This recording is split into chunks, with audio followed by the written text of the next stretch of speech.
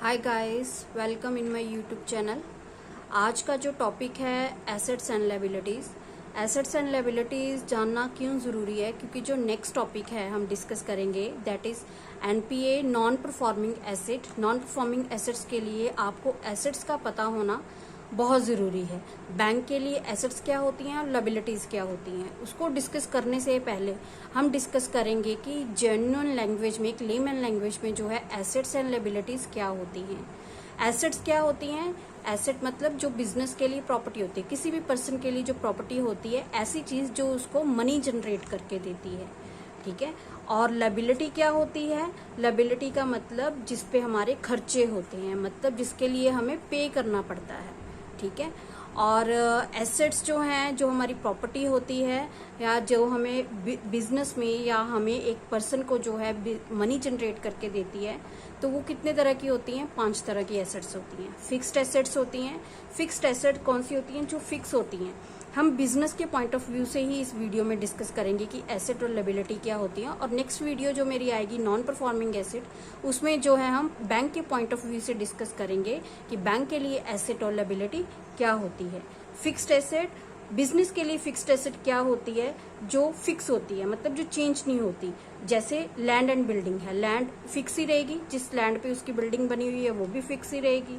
Plant and machinery है, plant उसका fix रहेगा एक जगह पे, जिस प्लांट से वो प्रोडक्शन करता है, और मशीनरी भी फिक्स ही रहेगी, मतलब कम या ज्यादा नहीं हो सकती।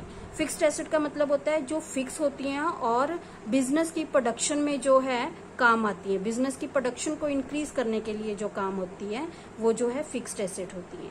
करंट एसेट्स क्या होती हैं? आफ्टर सम टाइम जो है जिसको हम कैश में कन्वर्ट कर सकते हैं, वो जो है करंट एसेट्स होती हैं। जैसे बॉन्ड्स हो गए, बॉन्ड्स जो है एक सिक्योर्ड आइटम होती है जिसमें अगर हम पैसा इन्वेस्ट करते हैं तो हमें प्रिंसिपल प्लस इंटरेस्ट मिलता ही मिलता है। स्टॉक होता है, स्टॉक मतलब जो भी हम प्रोड्यूस कर रहे हैं उसमें से जो भी हमारे पास बच गया है स्टॉक, या फिर बनाया हुआ स्टॉक है, प्रोडक्शन किया हुआ स्टॉक है, ओपनिंग स्टॉक है या फिर क्लोजिंग स्टॉक है जो सेल करने के बाद बच गया, वो भी हमारी जो है करंट एसेट होती है।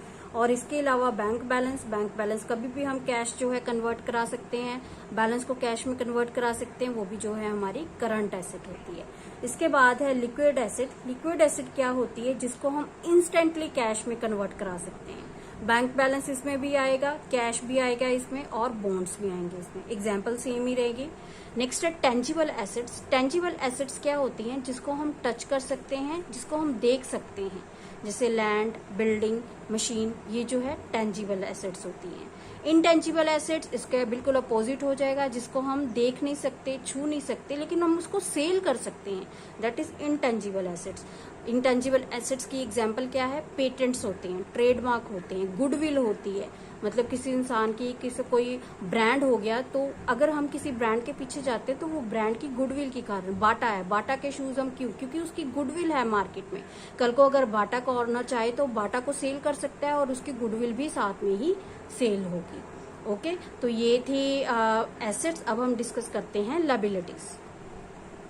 अब लायबिलिटीज क्या होती हैं? लायबिलिटीज जिसके लिए हमें पे करना पड़ता है, पैसा देना पड़ता है, ठीक है, मतलब हमारी पॉकेट से पैसा निकल रहा है जिसके लिए, उसे जो है हम लायबिलिटीज कहते हैं।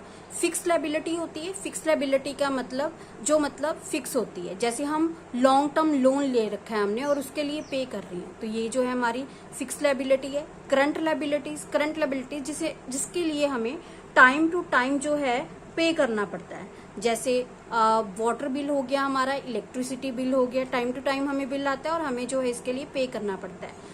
रेंट हो गया, क्रेडिट कार्ड बिल हो गया, हाउस लोन हो गया और कार लोन हो गया। कॉन्टिंजेंट लायबिलिटीज क्या होती हैं? जो कॉन्टिंजेंट लायबिलिटी का मतलब अकॉर्डिंग टू टाइम चेंज जो है, जो बढ़ भी सकती है और खत्म भी हो सकती है। जैसे पेंडिंग केस है हमारा कोर्ट में, उसके लिए हम पे कर रहे हैं लेकिन आने वाले टाइम में वो खत्म भी हो सकता है, ये हमारी लायबिलिटी जो है खत्म भी हो सकती है। तो ये थी एसेट्स एंड लायबिलिटीज, एक लेमन लैंग्वेज में, मतलब आपको जो समझ आ जाए।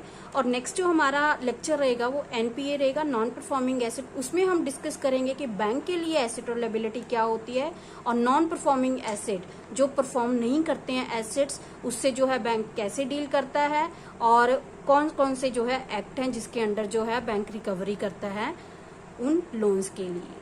Okay, thank you so much. Please channel को शेयर करें, वीडियो को शेयर करें, चैनल को सब्सक्राइब करें और जो है लाइक करें मेरी वीडियोस को। Thank you so much.